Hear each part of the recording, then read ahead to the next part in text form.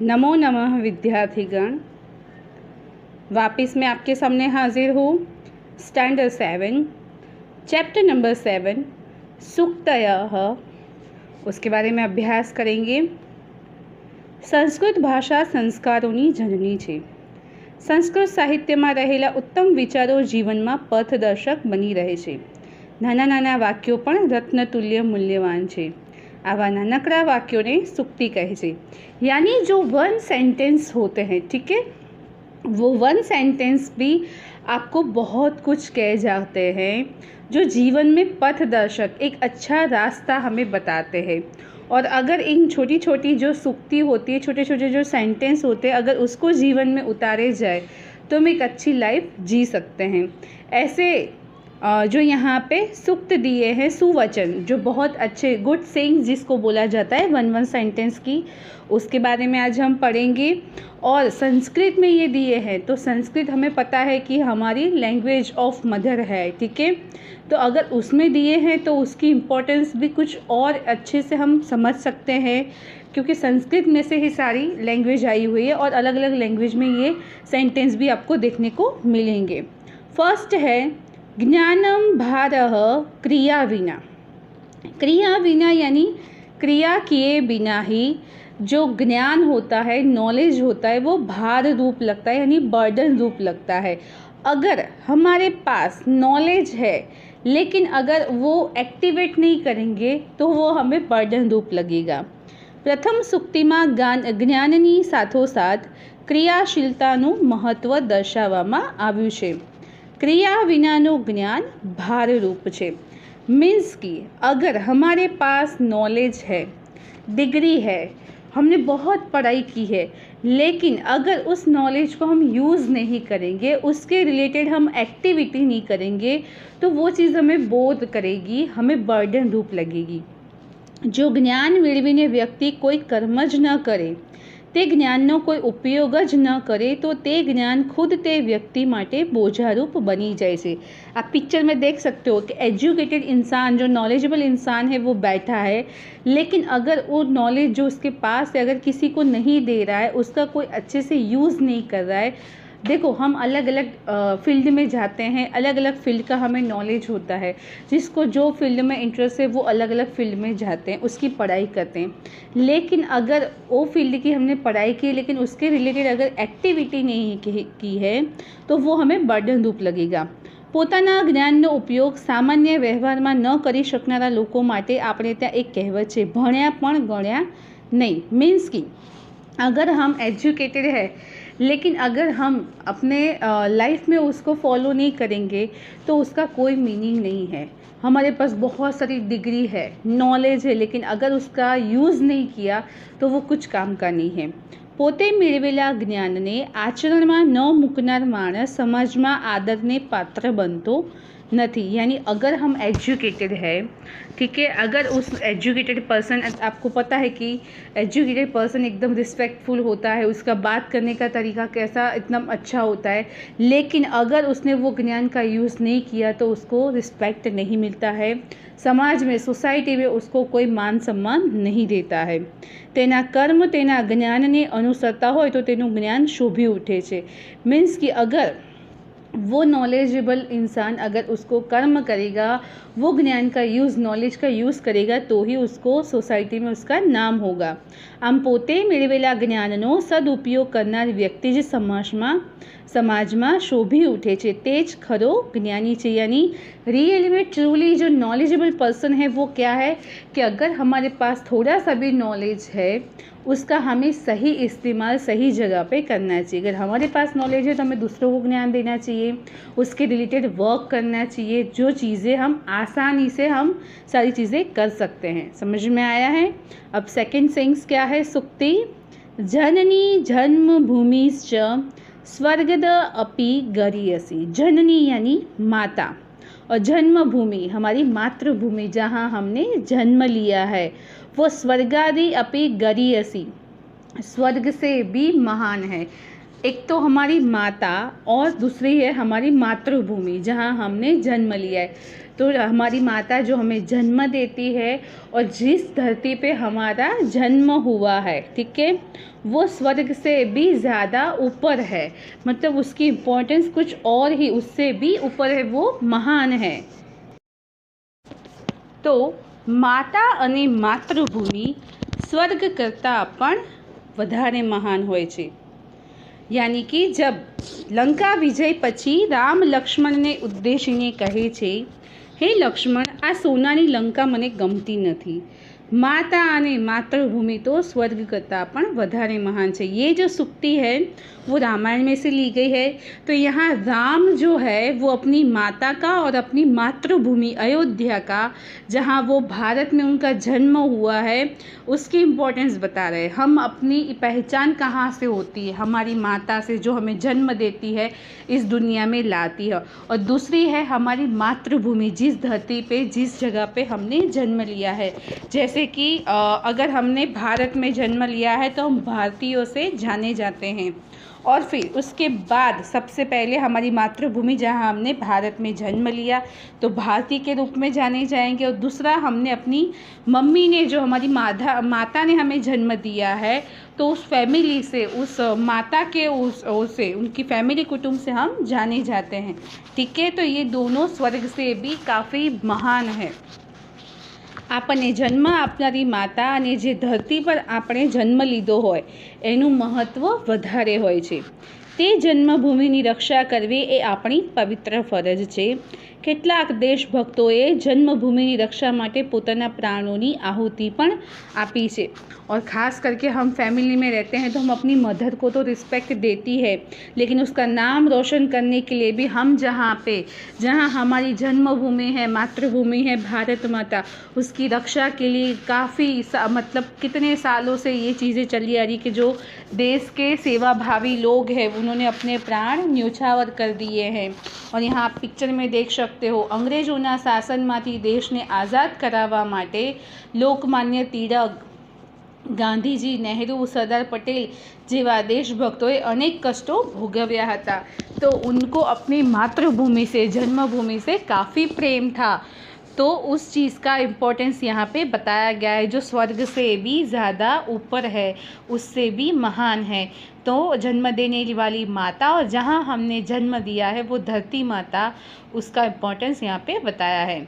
आम प्रत्येक व्यक्ति माटे माता અને मातृभूमि स्वर्ग करता पण वधारे महान होय छे।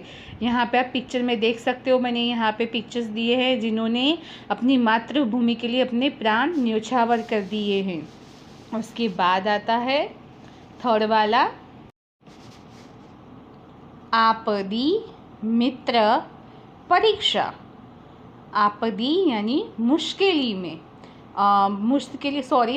मुसीबत में, मित्र परीक्षा यानी मुसीबत में ही मित्र की परीक्षा होती है। तो मित्र की इम्पोर्टेंस क्या है? खुशियों में तो सब शामिल होते हैं, लेकिन दुख में जो शामिल हो वही सच्चा मित्र है। तो मुश्किलीमां मित्रनी परीक्षा थाय छे। त्रीजी सूक्तिमां साचा मित्रनी परीक्षा क्यारे थाय छे ते समजाववामां आव्युं छे। यहाँ देखते हैं, व्यक्तिनी परीक्षा समय અને સંજોગો પ્રમાણે થતી જ હોય છે। શૂરવીરની પરીક્ષા રણ मैदाનમાં થાય છે। दान આપનાર दातानी परीक्षा दुष्काळમાં થાય છે। यानी अलग अलग लोगों की परीक्षा जो है इम्पोर्टेंस, वो समय और संजोग के हिसाब से मानी जाती। जो शूरवीर है तो रण मैदान में ही उसकी सही परीक्षा होती है कि वो कितना शूरवीर और बहादुर है। और दूसरा है जो दान देता है, और दुष्काल यानी कि ड्रॉट, ठीक है, दुकाळ पड़ा है, अगर उसमें हमें कोई हेल्प करे तो ही सच्चा वो दान देने वाला दाता है। उसी के जैसे तेमज मुश्किलीना समये साचा मित्रनी परीक्षा थाय छे। साचो मित्र सुखमां दुखमां अने गमे तेवी आफतमां पोताना मित्रने छोड़तो नथी, सदा तेने साथ सहकार आपे छे। यानी जो हमारा सच्चा मित्र है वो हमें हमेशा सुख और दुख में, अगर कोई भी मुसीबत में हम फंस जाते हैं तो वो हमेशा हमारे साथ रहता है, हमारा साथ कभी भी नहीं छोड़ता है, हमेशा हमारे पास सपोर्ट में खड़ा रहता है। तो सही मित्र, सच्चा मित्र जो है, फ्रेंड है, वो अगर मुसीबत के समय में वो हमारे साथ खड़ा रहे, वही सच्चा मित्र है। आपके साथ में गप्पे लड़ाने, पार्टी वगैरह करने में, खाना खाने होटल में जाना, ये सब में तो सब आएंगे आपके सुख में, हैप्पीनेस में। लेकिन जब आप सैड होंगे, आप मुसीबत में होंगे, तब जो हमारे काम आए वही सच्चा मित्र है। उसके बाद 4 नंबर का, श्रद्धावान लभते ज्ञानम। श्रद्धावाળી व्यक्ति ज्ञान मेळवे छे। श्रद्धा यानी कॉन्फिडेंस। जिस व्यक्ति को अपने आप पे कॉन्फिडेंस है वही नॉलेज प्राप्त कर सकता है। चौथी सूक्तिमां ज्ञान प्राप्ति माटे गुरु प्रत्येनी श्रद्धाने महत्वमां आपवामां आव्युं छे। यानी कि ये दूसरी चीज़ भी यहाँ पे बताई गई है कि एक तो कॉन्फिडेंस होना चाहिए और अपने गुरु के प्रति उनको भाव होना चाहिए, प्रेम भाव होना चाहिए, श्रद्धा, भरोसा होना चाहिए। ठीक है।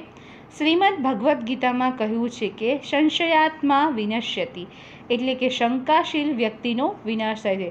जो इंसान अपने आप में डाउट रखता है कि हाँ मुझसे नहीं होगा, जो सर ने बोला है या मेरे गुरु ने बोला है शायद वो गलत हो, तो हमेशा जिसके मन में हमेशा डाउट रहता है वो व्यक्ति का हमेशा विनाश होता है। लेकिन जे व्यक्ति में श्रद्धा के आत्मविश्वास होय छे ते व्यक्ति ज पोताना गुरु पासेथी ज्ञान मेळवी शके छे। श्रद्धा मनुष्य ने आंतरिक शक्ति आपे छे। जैसे कि एकलव्य का आत्मविश्वास इतना स्ट्रॉन्ग था, सेल्फ कॉन्फिडेंस, कि उसके गुरु के मना करने के बावजूद भी कि मैं आपको विद्या नहीं सिखाऊंगा, फिर भी गुरु द्रोणाचार्य की मूर्ति बना के उसने डेली आर्चरी की प्रैक्टिस की थी और सबसे बड़ा धनुर्धर वो बना था। तो ऐसी श्रद्धा हमें होनी चाहिए। श्रद्धा द्वारा व्यक्ति कठिन ज्ञान पण सरलताथी प्राप्त करी शके छे। श्रद्धावान व्यक्ति ज ज्ञान मेळवे छे। यहाँ पिक्चर में आप देख सकते हो कि गुरु द्रोणाचार्य और एक तरफ एकलव्य है। गुरु द्रोणाचार्य ने भले ही उनको शिक्षा नहीं दी थी, लेकिन उनकी मूर्ति बना के डेली वो प्रैक्टिस करता था और अपने सेल्फ कॉन्फिडेंस पे उसने वो चीज़ सीखी थी और एक श्रेष्ठ धनुर्धर वहाँ बना था। तो ये चीज़ हमें काम आनी चाहिए। उसके बाद बुद्धि ही यश्य बलम तस्य। बुद्धि ही यश यानी जिसके पास बुद्धि है, ठीक है, वही उसका बल है, तेज तेनु बळ छे। तो जेनी पासे बुद्धि छे तेज तेनु बळ छे। एक स्टोरी थी, पिक्चर में दिख रहे हो। तो 5મી सूक्ति बुद्धिनो महिमा वर्णवे छे। भगवान ने बुद्धि सबको दी है, लेकिन हमें कैसे उसको यूज़ करना है वो हमें पता होना चाहिए। व्यक्ति में रहेली बुद्धि ज तेनु साचुं बळ छे। शारीरिक बळ करતાં बौद्धिक शक्ति चढ़ियाती होय छे। अगर किसी को हम फिज़िकली नहीं हरा सकते हैं तो हम उसको बुद्धि से हरा सकते हैं। और ऐसे पुराने समय के बहुत किस्से हैं, स्टोरी वगैरह है, पिक्चर में भी स्टोरी आप देख सकते हो, है ना। तो ऐसी जो स्टोरी उसमें से हमें बताया गया है कि आ बात पंचतंत्रनी वार्ताओं, चतुर शस्लू तथा वांदरो अने मगर जेवी अनेक वार्ताओं द्वारा आपने समझाई छे। तो ऐसी ये स्टोरी है जिसमें बंदर ने अपनी बुद्धि चलाई और बोला कि मेरा दिल तो मेरे पेड़ पे है, और मगर बेवकूफ़ था कि उसको इतना भी नहीं पता था कि हृदय जो होता है वो हमेशा हमारे दिल के अंदर, बॉडी में ही होता है। और ससला जेवुं नानुं प्राणी पोतानी बुद्धिनो उपयोग करी सिंह जेवा हिंसक प्राणी ने कुआं में धकेली दे छे। मीन्स कि जब लायन उसको खाने के लिए बोलता है तो वो बोलते हैं कि आपके जैसा ही लायन एक दूसरा आया और कुएं के पास लेके जाता है, तब सिंह जो है लायन वो अपना खुद का प्रतिबिंब देख के समझ लेता है कि ये सही में दूसरा सिंह है और उसको पकड़ने के लिए वहाँ कूद जाता है। तो ऐसे ही बंदर वाली स्टोरी में भी ऐसा है कि मारू काळजू तो झाड़ पर ज रही गयुं छे। तेम कई मगर जेवा प्राणीथी पोतानो जीव बचाववा वांदराए पण पोतानी बुद्धिनो ज उपयोग कर्यो हतो। मतलब इन स्टोरी से हमें पता चलता है कि जब भी हम मुसीबत में हैं, कोई भी प्रॉब्लम्स में फंस जाते हैं, तो सबसे पहले हमें अपनी बुद्धि का उपयोग करना चाहिए। मगज को, हमारे दिमाग को शांत करके, बल से नहीं, लेकिन कहने गुजराती में कहेवाय बळथी नहीं पण कळथी काम लेवुं जोईए। तो आ बुद्धि वड़े कोईपण कार्य में सफलता मेळवी शकाय छे। यानी बुद्धि से ही हम सारे जो वर्क है वो हम इजीली कर सकते हैं और मुसीबत में खास करके जब हम फंस जाए तो सबसे बड़ा जो हमारा हथियार होता है वो हमारी बुद्धि होती है, इंटेलिजेंस होती है। समझ में आ रहा है। उसके बाद नेक्स्ट आ रहा है संघे शक्ति कलयुगो, यानी कि संघे यानी यूनिटी और शक्ति यानी पावर, ठीक है। और कलियुगो यानी कलियुग में जो यूनिटी है, संगठन में शक्ति हो, यानी यूनिटी ही सबसे बड़ा पावर है। अगर आप लोगों में यूनिटी है तो कलयुग के टाइम पे तो ज़्यादातर वो चीज़ देखने को नहीं मिलती है, जहाँ देखो वहाँ पॉलिटिक्स छाई हुई है।